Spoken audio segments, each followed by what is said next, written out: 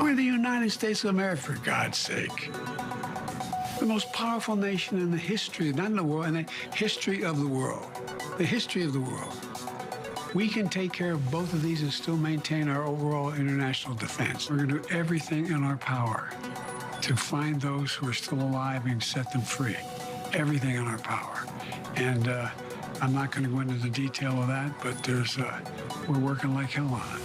President Biden pledging assistance to Ukraine and Israel. Secretary Yellen telling Sky News the U.S. can support both wars, saying, quote, America can certainly afford to stand with Israel and support its military needs and also support Ukraine in its struggle against Russia. This coming as President Biden considers a trip to Israel in hopes of preventing the war between Israel and Hamas from engulfing the wider region. Your team coverage begins right now with Ollie Crook from Tel Aviv, AMH in Washington, D.C. Ollie, what's the latest on the ground? Right. So as we know, Jonathan, what we heard from the Israeli defense units over the weekend is that the next stage of this war will include a ground component. The question is really not a question of if, but now when. And that is a question that we do not know the answer to yet at this stage.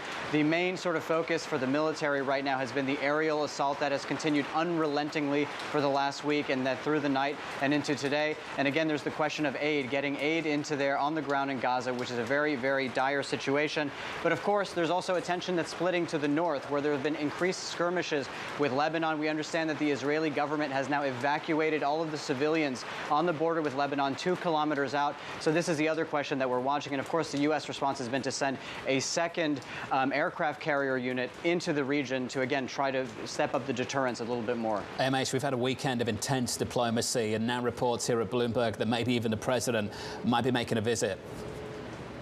Absolutely, Jonathan. It's been frenetic diplomacy throughout the Gulf, and now the president himself is considering and weighing this trip to Israel. On one hand, this will show the U.S.'s forceful support for the Israeli people and their quest, what the Israeli military is talking about, really getting rid of and eradicating Hamas. At the same time, it would be a huge deterrence for the region overall, especially as Oliver is talking about Hezbollah and Lebanon or Iran writ large. This will be a huge deterrence for the region about the U.S.'s presence. It also comes at a time that the U.S. is sending a second carrier strike group to the eastern Mediterranean. We should not overlook the timing of all of this. So potentially the president could go as soon as this week, but Jonathan, we should note no decision has been made.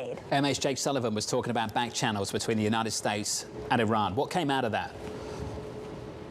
Just that there are these back channels. I imagine it's the U.S. wanting to be very direct and frank with Tehran about not getting involved in this conflict. The U.S. really wants to make sure that they can isolate this just to what is going on between Israel and Hamas, not to have this really metastasize throughout the region. Really no surprise there, though, Jonathan, in the sense that the United States, of course, has back channels to Iran.